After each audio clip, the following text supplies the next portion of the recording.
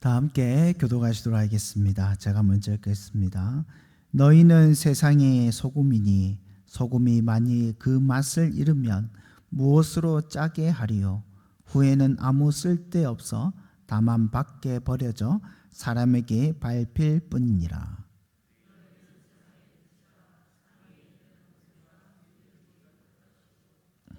사람이 등불을 켜서 말 아래 두지 아니하고 등경 위에 두나니 이러므로 집안 모든 사람에게 비치느니라. 이같이 너희 빛이 사람 앞에 비치게 하여 그들로 너희 착한 행실을 보고 하늘에 계신 너희 아버지께 영광을 돌리게 하라. 아멘. 일전에 초등학교 시절, 저희들 이제 국민학교죠. 국민학교 시절에 숙제가 많았습니다. 뭐 조사해오는 것도 많고요. 집에 뭐 가전제품이 뭐가 있느냐 이런 것도 조사한 적이 있었습니다. 이번엔 숙제가 뭐냐면 가훈이 뭐냐 이걸 조사하라 했습니다. 그래서 부모님께 가서 저희 집에 가훈이 뭡니까? 뭐 지금은 가훈 같은 거 잘 안 세우죠. 예전에는 다 집집마다 가훈이 한 개 있었던 것 같습니다. 가훈이 뭐냐 물어보니까 우리 집 가훈은 세상이 빛이 되고 소금이 되는 것이다. 그래 말씀을 하시더라고요.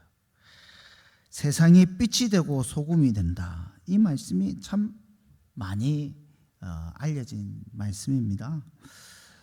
세상 사람들도 이 세상의 빛과 소금이라는 이 말씀을 알고 있습니다. 우리나라에도 빛과 소금이라는 밴드가 있었지 않습니까?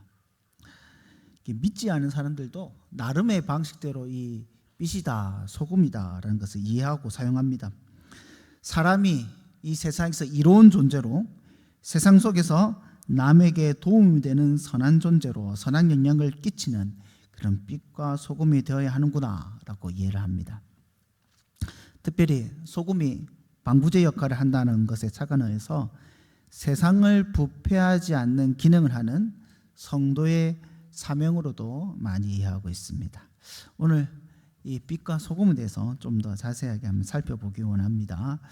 오늘 본문의 말씀을 다시 한번 더 잘 살펴보시면 예수님께서 예수님을 따르는 무리에게 너희가 소금이 되어라, 너희가 빛이 되어라 라고 말씀하지 않습니다. 뭐라고 말씀하셨습니까?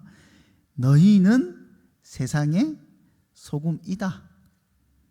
너희는 세상의 빛이다. 빛이다 라고 말씀하셨습니다. 즉 이 무리가 노력을 해가지고 소금이 되고 빛이 되는 것이 아니라 이 무리가 곧 소금이고 이 무리가 곧 빛이다 라고 말씀하시는 겁니다. 그럼 예수님께서 이 무리에게 소금이다, 빛이다 하신 이 의미가 무엇인가? 과연 신약의 성도에게 이 소금의 의미, 빛의 이미지가 무엇인가를 좀 고민을 하셔야 될 것 같습니다. 우리가 신약 성경을 이해할 때 지금 이 시대, 이 현대 문명의 관점으로 이해하거나 혹은 좀 더 이제 공부를 하신 분은 1세기 당시 헬라 문화 가운데서 이 신약 성경을 이해하려는 노력들이 많습니다. 그런데 중요한 것은 무엇이냐면 이 말씀을 듣고 있는 사람들이 유대 민족이라는 겁니다. 즉 헬라 문화권에, 물론 헬라 문화권에 살고 있는 사람들이죠. 그러나 헬라 문화권에 있는 사람이 아니라 무슨 문화죠? 히브리 문화 가운데 있는 사람들입니다. 더 정확하게 이야기하자면 구약의 백성, 옛 언약의 백성들입니다. 그래서 이들은 자연스럽게 구약 성경의 배경 가운데서 예수님의 말씀을 이해하는 겁니다. 예수님께서 또한 이 말씀하실 때 1세기 헬라 문화에서 말씀하시는 것이 아니라 구약 성경의 말씀대로 구약 성경이 계시해진 하나님의 말씀의 배경 가운데서 말씀을 하시는 겁니다. 그렇게 이 말씀도 당연히 이제 구약 배경 가운데서 이해하는 것이 옳을 것입니다. 그럼 구약 성경에서 소금의 이미지와 빛의 이미지가 뭔가? 요즘에 성경 공부하기 굉장히 좋은 툴들이 많습니다. 성경 어플 같은 거 보면 검색만 하면 쫙 나옵니다. 종종 검색을 합니다. 소금 하면 구약에 소금이 쫙 나옵니다. 소금에서 검색을 해보니까 소금의 지역, 소금산 이런 지역을 제외한 이 소금의 이미지가 크게 두 가지로 나왔거든요. 첫 번째 긍정적인 이미지로 나올 때는 어떤 맥락에서 였냐면 언약의 맥락에서 변치 않는 하나님의 언약, 즉 소금 언약을 말씀하시거나 아니면 소금 언약을 기초한 제사 중에 나오는 소금으로 계속해서 언급하고 있습니다. 몇 가지 제가 예를 들어볼게요.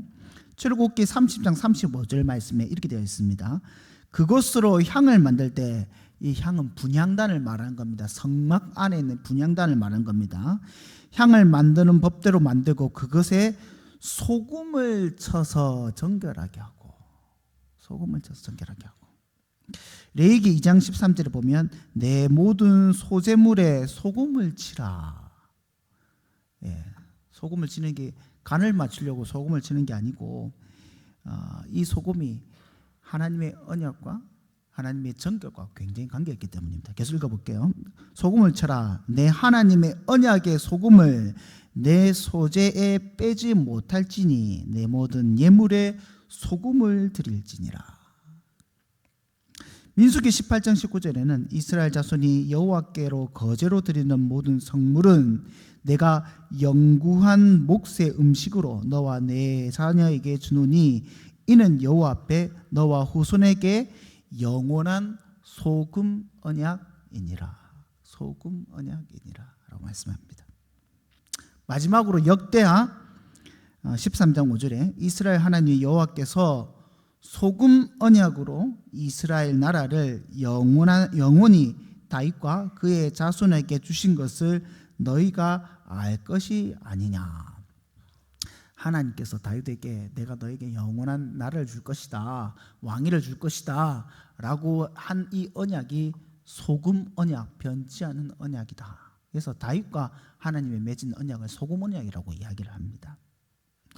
이렇게 이제 소금의 이미지는 언약 혹은 제사의 이미지로 구약 성경에서 계속해서 말씀하고 있습니다. 두 번째 이제 부정적인 측면에서 보자면 언급된 것이 무엇이냐면 언약의 저주로서 소금을 이야기합니다. 어떻게 합니까? 하나님께서 진노의 심판을 쫙 내리죠. 그리고 뭐 하십니까? 거기다 소금을 뿌립니다. 다시는 어떠한 작물도 나지 않게. 하나님의 진노의 심판을 일컬을 때 소금을 이야기를 하고 있습니다. 따라서 이스라엘 백성들에게 소금은 언약의 용어이고 제사의 이미지입니다. 빛도 마찬가지입니다. 빛도 언약의 용어이고 제사와 성막과 굉장히 밀접한 이미지입니다. 예수님께서 예수님을 따르는 무리에게 너희가 소금이다, 너희가 빛이다 라고 하는 것은 왕으로 오신 예수님께서, 제가 왜 왕으로 오신 예수님이라고 언급하냐면요, 우리가 지금 마태복음을 읽고 있지 않습니까? 마태복음은 어떤 성경입니까? 왕으로 오신 예수님을 언급하고 있는 거 아닙니까? 마가복음은요, 종으로 오신 예수님. 그 왕으로 오신 예수님께서 너희가 바로 새 언약의 백성이다, 너희가 바로 새 언약 속에 있는 예루살렘이다 라고 선언하시는 겁니다. 그래서 14절 말씀을 언급하고 있습니다. 14절 말씀 보시면 너희는 세상의 빛이라 산 위에 있는 동네가 숨기지 못할 것이요. 여러분, 이게 너희가 세상의 빛이다, 세상의 빛과 동격으로 말씀하고 있는 게 뭐냐면 산 위에 있는 동네입니다. 보이십니까? 산 위에 있는 동네입니다. 그럼 이 산 위에 있는 동네가 뭐냐? 산 위에 있는 동네는 성전이 있는 예루살렘을 가리키는 또 다른 말입니다. 또 다른 표현입니다. 이스라엘 백성들은, 유대인들은 산 위의 동네 하면 딱 예루살렘을 떠올립니다. 산 위의 동네, 예루살렘이 산 위의 도성입니다. 산 위에 세워진 성이 바로 예루살렘입니다. 그래서 당시 같은 맥락에서 이사야 선지자도 예수님께서 오셔서 성취하시고 회복될 새 언약의 교회를 가리켜서 뭐라고 이야기하면 이사야 2장 2절에 보면 여호와의 전에 산이 모든 산 꼭대기에 굳게 선다라고 표현을 하고 있습니다. 또 회복의 날 메시아가 이방의 빛이 될 것을 이야기하고 있죠. 그래서 이사야 42장 6절에 보면 너를 세워 백성의 언약과 이방의 빛이 되게 하리라. 그 빛을 담은 새 언약의 백성이 이제 빛이 되는 겁니다. 메시아의 빛을 담은. 그리고 이사야 60장에 유명한 말씀이 있지 않습니까? 바벨론 포로에서 회복된 이스라엘, 메시아로 말미암아 영광을 바라는 이스라엘 향해서 하나님께서 뭐라고 말씀하십니까? 일어나 빛을 발하라. 일어나 빛을 발하라. 예수님께서 제자들을 따라 예수님께 온 이 무리를, 이 산 아래에 있는 무리들이죠.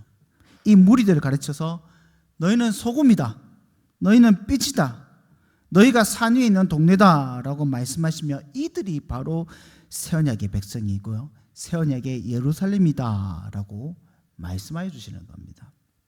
그래서 이 새 언약의 백성들을 가리켜서 새 언약의 특성을 말하죠. 백성들의 특성을 이야기하죠. 새 언약의 백성, 언약 안에 있는 백성들을 일컫는 가장 이게 뭡니까? 많이 사용되는 특성이 뭐냐면 복이 있다는 겁니다. 복이 있다는 거. 그래서 이 새 언약 백성들, 새 예루살렘 백성들 가르쳐 너희가 복이 있는 사람이다, 너희가 복자다, 이렇게 말씀하고 있습니다. 그게 뭡니까? 팔복이죠. 팔복. 언약 안에 있는 사람이 복된 사람 아닙니까? 물론 반대도 있습니다. 복 없는 사람은 어떤 사람입니까?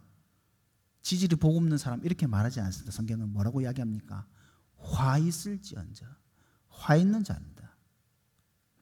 마태복음 28장에는 마태복음에서는 팔복도 이야기하고 있지만은 마태복음 23장에는 팔복이 아니라 팔화를 선포하고 있습니다. 13절부터 31절까지. 물론 이 14절이 없음되어 있거든요. 없음되어 있는 거 여러분 주석을 보시면 이게 마가복음 12장 40절로 연결하고 있습니다. 그래서 마가복음 12장 40절 말씀이 여기에 다수 사본에게 있다라고 생각하면 7가지 화가 아니라 8가지 화를 선포하고 있는 겁니다. 구약 성경에서도 복자, 복된 사람이 있습니다. 누구입니까? 누굽니까? 이거 어디 말씀이 나옵니까? 시편 1편에 있지 않습니까? 복이 있는 사람은 악인의 길을 쫓지 아니하고 죄인의 길을 따르지 아니하며. 팔복에서 말하고 있는 복 있는 사람과 시편에서 말하고 있는 복 있는 사람이 다른 사람이 아닙니다. 같은 사람입니다. 그럼 예수님께서 소금이다, 빛이다 라고 말씀하신 이들이, 예수님께서 복 있는 사람이다 라고 말씀하시는 이들이, 또 예수님께서 새 예루살렘이다 라고 말씀하시는 이들이 구체적으로 어떤 사람인가 좀 살펴보면요, 4장 마지막 절에 보시면요, 이들에서 23절 24절에 이들에 대해서 언급하고 있습니다. 이들은 각종 병과 악한 것이 있어 고통도 당한 자이며 귀신 들린 자이며 간질하는 자이며 중풍 불린 자입니다. 23절 24절 한번 볼까요? 제가 읽어드릴게요. 예수께서 온 갈릴리에 두루 다니사 그들의 회당에서 가르치시며 천국 복음을 전파하시며 백성 중에 모든 병과 모든 악한 것을 고치시니, 24절에 그의 소문이 온 수리아에 퍼진지라 사람들이 모든 앓는 자 곧 각종 병에 걸려서 고통당하는 자, 귀신 들린 자, 간질한 자, 중풍병자를 데리고 그들을 고치시더라. 이들이 지금 산 아래서 예수님의 말씀을 듣고 있는 겁니다. 이들은 그냥 아픈 사람이 아니라 온전지 못하여서 하나님 앞에 나아가지 못하는 자들이고 연약한 자들이고 고통받는 자들입니다. 다윗이 사울을 피하여 아둘람 굴에 있을 때 사람들이 몰려왔습니다. 그때 모였던 사람들이 환난을 당한 모든 자, 빚진 모든 자, 마음이 원통한 모든 자들이 몰려왔지 않습니까? 이제는 참 이스라엘 왕 대신 예수님 앞으로 온전하지 못하고 연약하고 병들고 귀신 들린 자들이 몰려오고 있는 겁니다.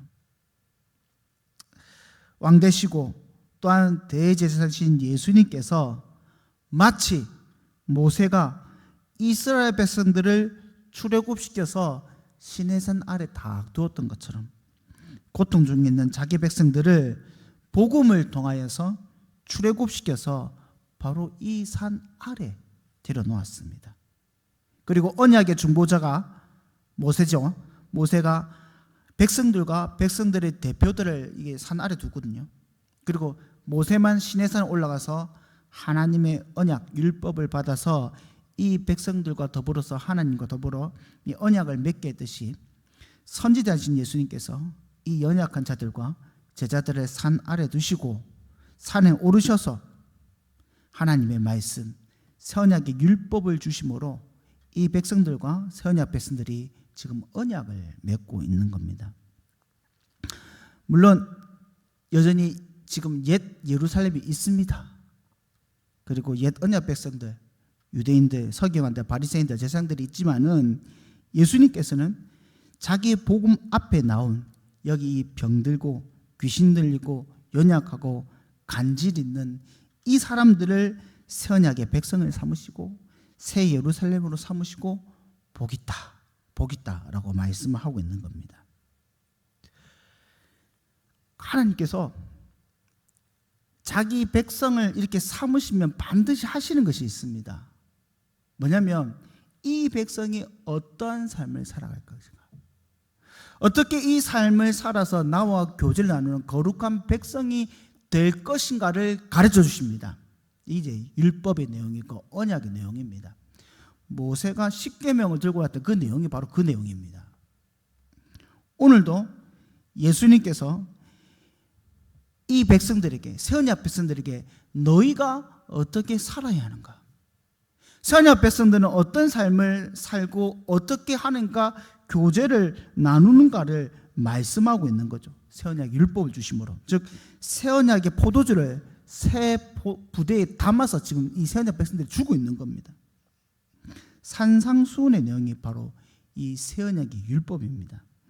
새 언약의 성취이신 예수님 안에서 이 율법이 다시 리뉴얼된 겁니다. 다시 해석된 겁니다. 산상수훈을 쭉 살펴보십시오. 모세의 율법에는 어떻게 합니까? 간음한 행위를 하지 않으면 간음한 자가 아닙니다. 예수님께서 뭐라고 말씀하시죠? 그렇게 말했지만은 예수님 안에서 리뉴얼된 새 율법은 여자를 보고 음욕을 품는 자마다 다 간음한 자다. 옛 사람은 헛맹세하지 말라, 모세 율법은 헛맹세 하지 말라라고 했지만 예수님께서는 헛맹세고 뭐고 도무지 맹세를 하지 말라 말씀하십니다. 또 모세 율법에는 눈에는 눈으로만 갚고 이에는 이로만 갚아라 라고 말씀했는데 예수님께서 뭐라고 하셨습니까? 오른뺨을 치면 왼뺨까지 돌려라. 제가 이제 어릴 때 교회 다닐 때 그런 말씀 하시더라고요. 구약의 하나님은 엄격하신 하나님, 심판하신 하나님이고 신약의 하나님은 사랑의 하나님입니다. 구약에는 율법이 엄격하고 신약에는 율법이 느슨하다, 사랑으로 느슨해졌다. 여러분 실제로 그렇습니까?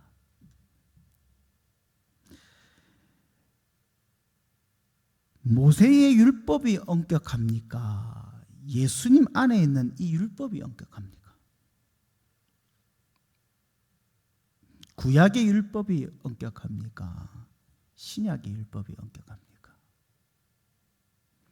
여러분 신약의 율법이 훨씬 더 엄격합니다. 구약에는 형제를 보고 아무 짓도 안 하면 죄가 되지 않습니다. 근데 신약에서는 형제를 보고 미워만 해도 살인죄가 적용이 됩니다. 사실 이게 예수님이 없는 걸 다시 만든 것이 아니라 이게 율법의 본질입니다. 원래 율법이 하시고자 하신 말씀이 이거였는데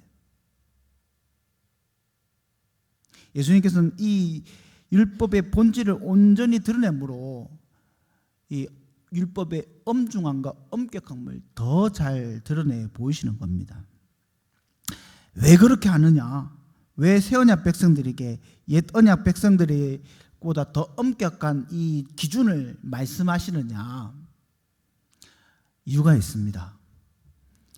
구약의 성도들이 받지 못하였던 것을 새 언약의 성도들, 즉 신약의 성도들이 받았거든요. 선물로 받았습니다. 뭘 받았습니까? 성령 하나님을 받았기 때문입니다. 성령 하나님을 받은 새 언약의 성도들은 예전에는 돌에다가 율법을 새겨가지고 이를 가르쳤지만은 이제 돌에 안 되니까 예수님께서 어떻게 합니까? 마음비에다가 성령 하나님 말미암아 율법을 기록한 거예요. 말씀을 새겨 넣는 거예요. 우리가 구약 성도보다 더 뛰어나서 그게 아니라 우리 안에 성령 하나님을 주셨기 때문에 그 성령 하나님으로 말미암아 우리가 하나님의 백성다운 삶을 살아갈 수 있기 때문에 율법의 엄중함을 더 밝혀 보여주시는 겁니다. 그래서 이 팔복과 산상수훈에 나타나는 이 말씀으로 행하여 선한 행실을 보여야 됩니다. 이게서 선한 것은 윤리적으로 착하다 이런 말이 아닙니다. 여러분 성경에서 선하다, 착하다는 말이 아닙니다. 선하다 하면 하나님께서 천지를 만드시고 보시기 참 좋았더라 하시지 않습니까? 그 좋았더라 한 게 이 선하다는 말입니다. 하나님이 보시기 좋은 상태, 요걸 선하다라고 말하는 겁니다. 그 하나님이 보시기에 선한 상태인 새 율법 안에 있는 이 성도들의 행실을 통하여서 온 이 사람들이 하나님의 영광을 바라보게 되는 겁니다. 만약 그렇지 않으면, 이 영광을 드러내지 않으면 그는 어떤 자입니까? 소금이 아닙니다. 빛이 아닙니다. 소금의 맛을 내지 않고 않으면 어떻게 한다고 말씀했습니까? 버리죠. 버려서 땅에 밟힙니다. 무슨 말입니까? 심판당하는 겁니다. 실제로 소금이 맛을 내지 못하여서 땅에 버려져 밟힌 자들이 있습니다. 누구입니까? 유대인들이죠. 새 언약의 복음 가운데 들어오지 않는 불신 유대인들이 바로 맛을 내지 못하는 소금이어서 땅에 버려져 밟히는 심판을 당하게 되는 것입니다. 사랑하는 성도 여러분, 우리가 바로 산 아래 주의 복음에 끌려 주 앞에 나온 병자들이고 귀신 들린 자이고 약한 자입니다. 우리가 다 마귀의 자녀였지 않습니까? 우리가 다 연약한 자였지 않습니까? 우리가 주 안에서는 이제 소금이고 빛이어서 맛을 냅니다. 빛을 발합니다. 그러나 이 빛을 발하는 것이, 맛을 내는 것이 쉽지 않습니다. 왜 그렇습니까? 의인은 악인으로 말미암아 고난과 핍박을 당하기 때문입니다. 아주 극심한 고난을 당하기 때문에 견디는 것이 너무나 힘들고 어렵습니다. 그럼에도 예수님께서는 이런 핍박조차도 복 있는 자의 삶이다 라고 말씀하시며, 이 고난이 천국 백성의 증표이고 이 고난으로 말미암아 하늘의 상을 받기를 원해라 라고 말씀하십니다. 오늘 본문 11절 12절 말씀입니다. 제가 읽어드릴게요. 나로 말미암아 너희를 욕하고 박해하고 거짓으로 너희를 거슬려 모든 악한 말을 할 때에 너희에게 복이 있나니. 욕 듣는 게 복이 있다고 합니다. 핍박받는 게 복이 있다고 합니다. 예? 너희를 거슬려서 악한 말을 듣는 것이 복이 있다고 합니다. 12절 말씀에 기뻐하고 즐거워하라. 하늘에 너희 너희 상이 큼이라. 너희 전에 있었던 선지자들도 이와 같이 박해하였느니라. 사랑하는 성도 여러분, 우리가 소금이고 우리가 빛이고 우리가 산 위에 있는 동네입니다. 우리가 주의 성령의 전으로 높은 산 위에 있어서 그 빛을 감추려 감출 수가 없습니다. 칠흑 같은 죄로 어두운 세상에 그리스도께서 주신 이 빛으로 빛날 수밖에 없는, 일어나 빛을 발할 수밖에 없는 존재가 바로 우리입니다. 근데 이 빛을 쫙 바라면 사방에서 우리를 핍박합니다. 밖에서는 당연히 핍박합니다. 세상 사람들은, 믿지 않는 자들은 당연히 핍박을 합니다. 근데 더 힘든 거는 밖에서도 핍박당하지만서는 안에서도 핍박을 당합니다. 안에서도 핍박을 당합니다. 그러나 핍박당하면 우리는 어떻게 생각하게 되겠습니까? 너희에게 복이 있나니 기뻐하고 즐거워하라. 핍박당할 때마다 우리는 기뻐하고 즐거워해야 합니다. 하늘에서 너희 상이 큼이라. 하늘에서 너희 상이 큼이라. 주로 말미암아 욕을 듣고 박해를 당하고 거짓으로 속임과 손해를 당해도 하늘에 있는 상을 바라보시면서 기뻐하시는 우리 마산제일교회 성도님 되시기를 주님의 이름으로 간절히 축원합니다. 또한 앞서 가신 우리 선배들이 다 그렇게 신앙생활을 하셨습니다. 복음 때문에 핍박받고 복음 때문에 멸시받고 손해보면서, 그러면서 기뻐하시면서 하늘의 상을 바라보면서 이 교회를 세워나왔고, 우리 한국교회도 그렇게 해서 지금의 이 교회들이 세워진 것 아니겠습니까? 날이 갈수록 핍박당한 것을 두려워하고 있지는 않습니까? 날이 갈수록 고난당하는 것을 피하고자만 하고 있지는 않습니까? 사랑하는 성도 여러분, 일어나 빛을 발하십시오. 맛을 내십시오. 우리가 갖고 있는 독특한 맛이 있지 않습니까? 세상 사람들이 낼 수 없는 이 독특한 맛을 내어서 핍박당하고 고난당하더라도 기뻐하고 즐거워하시는 우리 귀한 성도님 되시기를 주님의 이름으로 다시 한번 더 간절히 소망합니다. 우리 함께 기도하시겠습니다. 주여, 우리를 빛으로 부르시고 소금으로 불러주신 그리스도의 온전한 사랑과 능력에 감사드립니다. 우리가 이제 맛을 내고 우리가 이제 빛을 발하는데, 주가 주신 빛을 발하여서 이 세상을 환히 비춰야 되는데, 여전히 이 땅에 있는 악인들은 성도와 교회를 핍박하고 우리의 입을 막으려 하고 우리에게 많은 치욕과 고통을 주고 있나이다. 그러나 주께서 말씀하신 대로 하늘에 있을 상을 기대하고 고대하며 기뻐하고 또 기뻐하게 하여 주옵소서. 고난받을 때마다 내가 복자구나, 내가 복 있는 사람이구나, 내가 정말 주 안에서 복된 사람이구나 라고 고백할 수 있는 굳건한 믿음 허락하여 주시옵소서. 그리하여 우리가 이 땅에서가 아니라 하늘에서 상을 받고 하늘에서 칭찬받는 주의 신실한 성도 될 수 있게 하여 주시옵소서. 오늘도 주님 앞에 이를 소망하며 엎드리는 모든 성도들의 기도와 상 가운데 하나님께서 귀하게 역사하여 주실 줄 믿사오며 이 모든 것 예수님의 이름으로 기도드리옵나이다. 아멘.